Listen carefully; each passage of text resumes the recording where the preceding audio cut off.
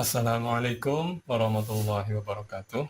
Salam sejahtera bagi kita semua, Sobat Tomcat dimanapun Anda berada. Jumpa kembali dalam video kali ini, melanjutkan video-video sebelumnya. Ya, ini sekarang kita akan mencoba microcontroller STM32 F103C C8 ya, yang blue pill, istilahnya orang-orang ini blue pill. Ini harganya sekitar 20.000 aja. Kami sengaja untuk mencari device yang semurah mungkin supaya sobat elektronik bisa mencobanya di rumah.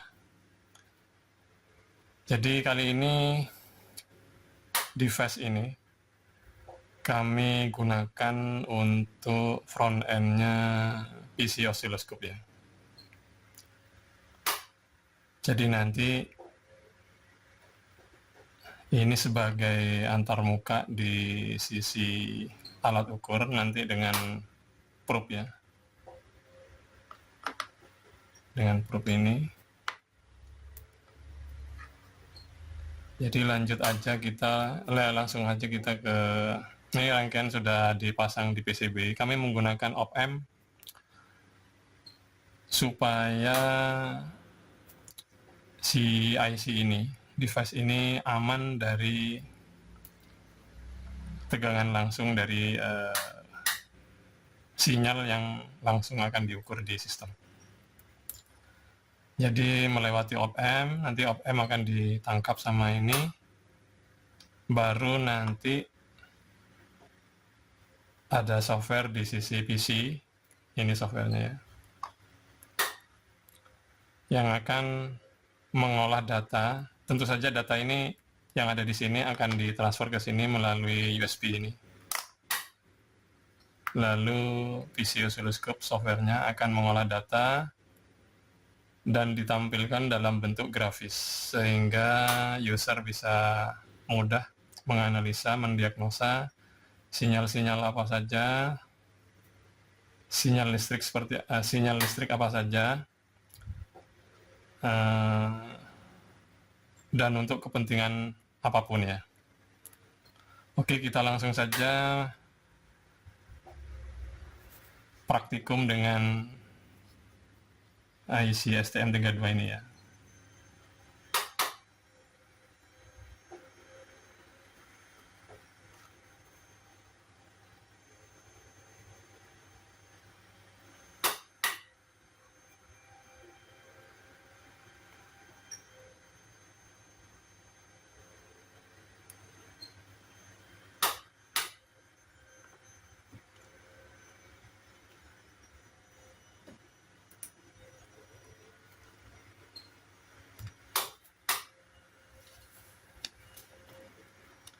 Oh iya, sebelum kita lanjut,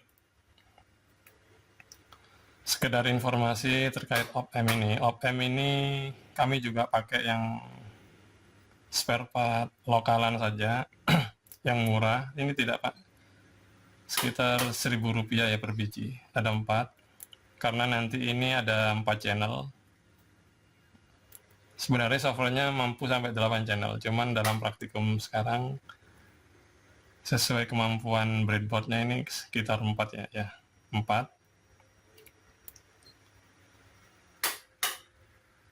Jadi kembali lagi ke hal tadi, ke op-amp, ini sekitar 1000-an. Jadi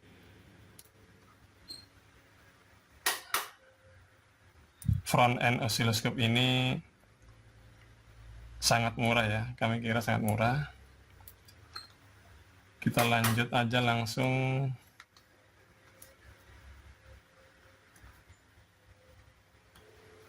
Ya, seperti ini.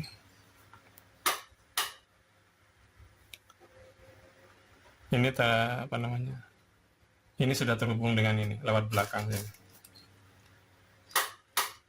Jadi kita tinggal tancapin gini.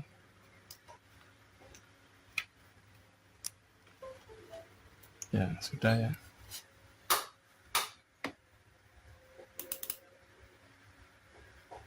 Nah, ini tampilan seperti praktikum sebelumnya. Jadi softwarenya sama ya seperti tampilan sebelumnya. Di sini ada mode dummy misalkan ya. Kalau dummy seperti praktikum sebelumnya. Jadi tampilan seperti ini, 4 channel ya. Lalu kita coba menggunakan mode real ya.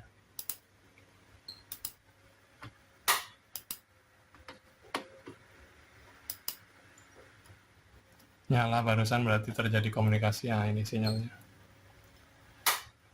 Jadi kebetulan sekali di sini selain dia mengukur dengan di sini ada ADC ya, analog to digital. Jadi ADC-nya difungsikan untuk nge-record data analog, dikonversi ke digital, digital masuk serial lewat USB ini. Terus di sisi lain dia juga sebagai generator. Di sini ada 4 pin generator. Port B. Kalau yang port A-nya adalah ADC, port B kami fungsikan sebagai generator PWM. Ini sinyalnya sekitar 1 kilo. Sekarang kita uji coba ya. Ini probe-nya oscilloscope ya. Ini sudah ada probe. Kita tinggal colok ya.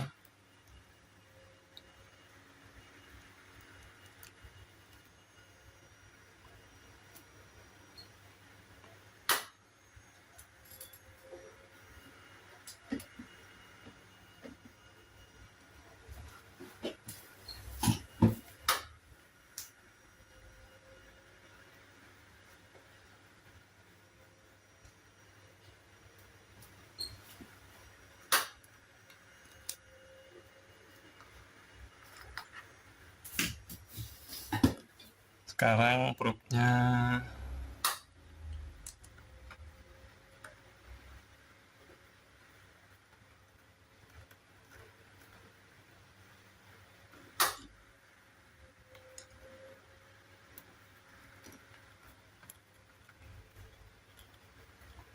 ya, kita uji. Ini ground-nya sama dengan ini ya, dengan kabel hitam.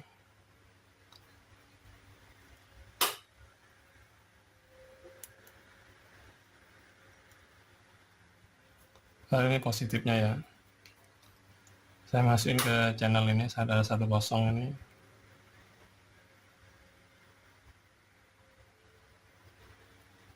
Nah,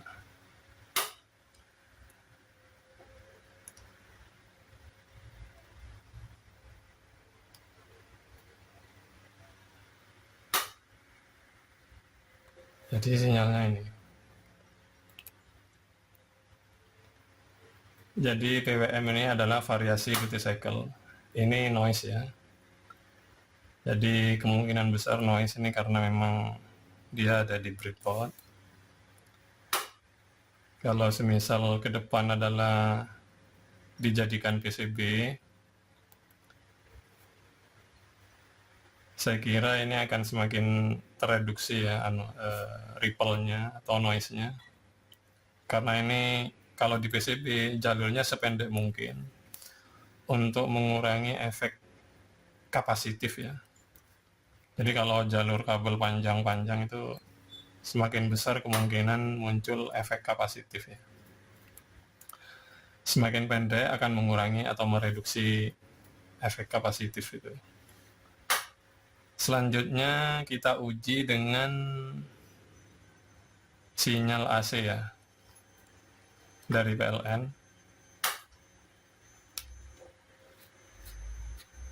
Kita pakai ini.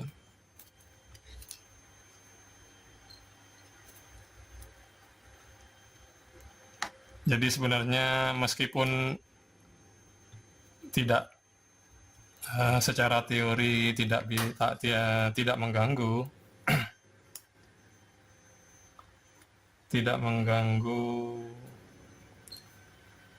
sistem front end ini. Cuman saran kami untuk mengukur tegangan tinggi harus melewati trafo ya. Jadi supaya PC-nya lebih aman ya. Karena ini ground-nya PC, ground-nya laptop, itu sama dengan grounding-nya si MCU ini juga sama dengan ground-nya op-amp. Jadi kalau langsung dari 220, sedikit saja itu ada error, maka risikonya laptop kita atau PC kita yang kena. Jadi sebaiknya untuk mengukur tegangan tinggi diturunkan dulu dengan step down, baru kita ukur sinyal, bentuk sinyalnya. Sekarang kita akan ukur bentuk sinyal dari PLN ini ya. Ini outputnya, ini CT 12 volt, 15 volt, 18 volt.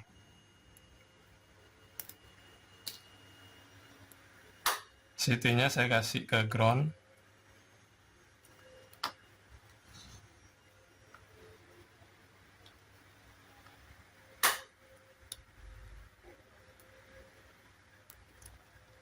Lalu saya akan ukur, oke saya colok dulu 220-nya.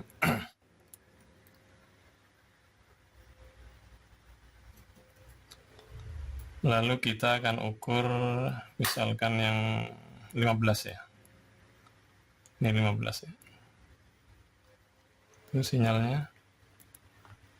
Jadi amplitudenya tinggi ya, mesti diturunin. Volt per diff-nya channel 2 saya tambahin supaya sinyalnya, supaya amplitudenya semakin rendah. Nah, seperti itu. Jadi sinyal 1 kilo dengan 50 Hz bedanya sangat jauh ya. Jadi kalau saya tambahin time per diff-nya, sinyal 1 kilo semakin rapat. Nah, itu sinyal PLN-nya.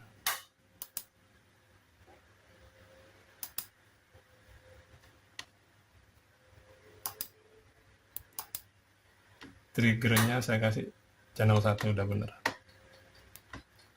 Kalau ini di channel 2, maka dia menahan sinyal yang channel 2. Sedangkan channel 1, 3 dan 4 bisa jadi bergerak, bisa jadi diem, mirip dengan channel 2, tergantung frekuensinya dan continuity-nya. Jadi tetap dia referensinya pada trigger channel 2.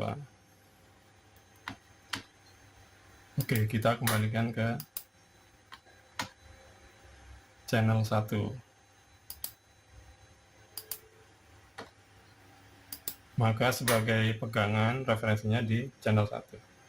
Trigger rising, itu saat ada sinyal naik, maka dia menahan di titik itu.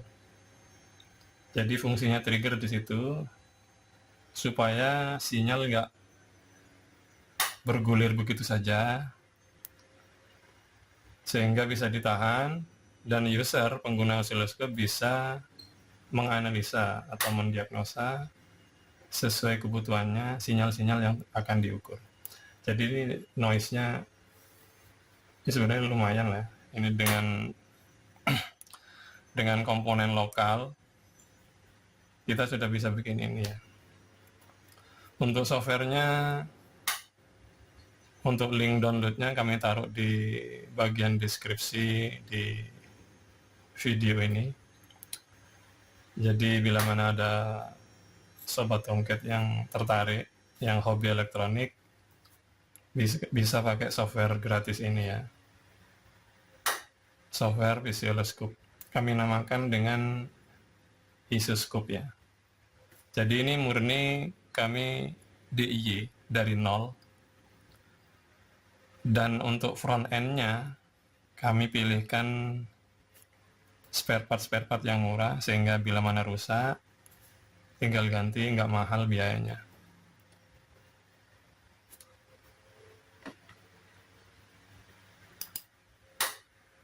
Jadi seperti ini. Amplitudonya yang channel 2 saya tambahin lagi sehingga tampilannya kecil.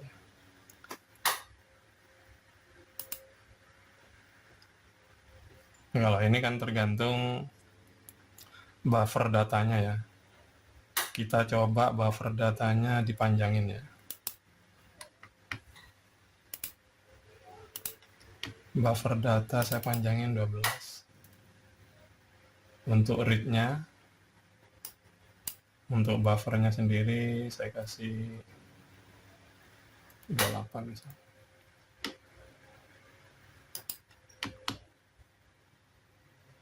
Saya load lagi.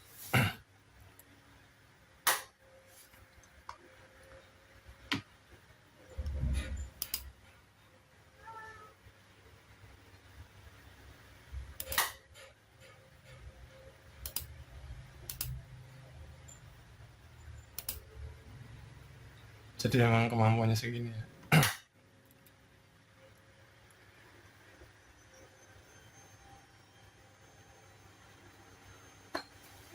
Sekarang kita compare dengan osiloskop yang sungguhan ini ya, yang beli ya. Ini osiloskop komersil. Ini probe-nya ya.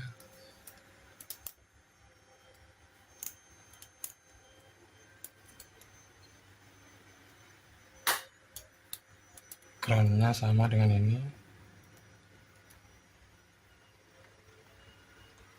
Terus sinyalnya pakai ini juga ya.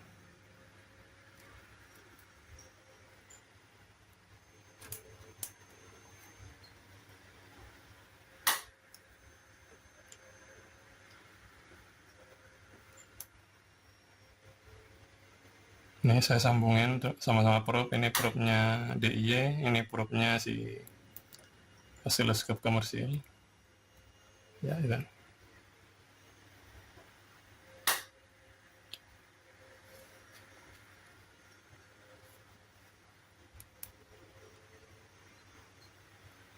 Ini 20 volt. Kalau ini nggak sampai 20 volt ya.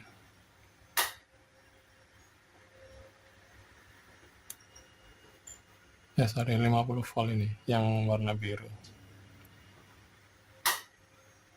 Nah ini 50 volt. Ini juga 50 volt ya.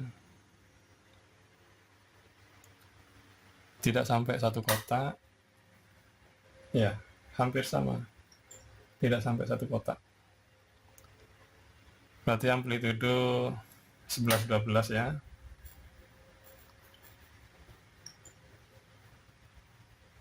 Frekuensi kita cek.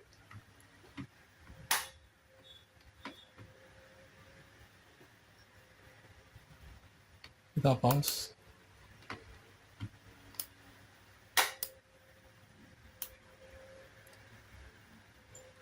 Dari sini ya.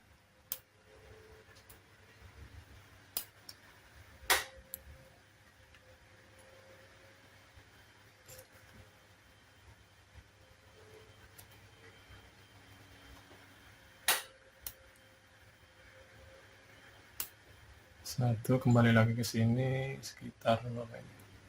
2 ya. 2 kotak ya. 1, 2 kotak. Berarti 1/2 kali 10 milisecond.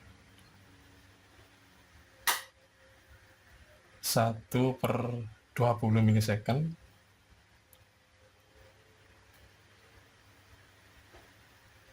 Dikalikan 1000 berarti 1000/20. Berarti 50 Hz ya, sama ya. 1/2 kotak, jumlah diff ya. Untuk ngitung frekuensi osiloskop, rumusnya adalah 1 periode, 1 cycle sinyal, ada berapa kotak. Nah, rumusnya 1 per jumlah kotak, 1 per dalam kurung, jumlah kotak kali time per diff-nya 10 milisecond. Berarti 1/20 milisecond sama dengan 1000/20 second. Berarti 50 Hz ya. Sama ya. Di sini ada hitungannya otomatis di sini. Kalau di sini memang DIY masih pemula lah kira-kira ini. Tapi sudah cukup akurat ya. Jadi demikian, semoga video ini bermanfaat. Dengan spare part yang murah, kita bisa membuat osiloskop.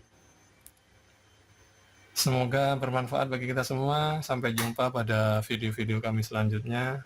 Wassalamualaikum warahmatullahi wabarakatuh.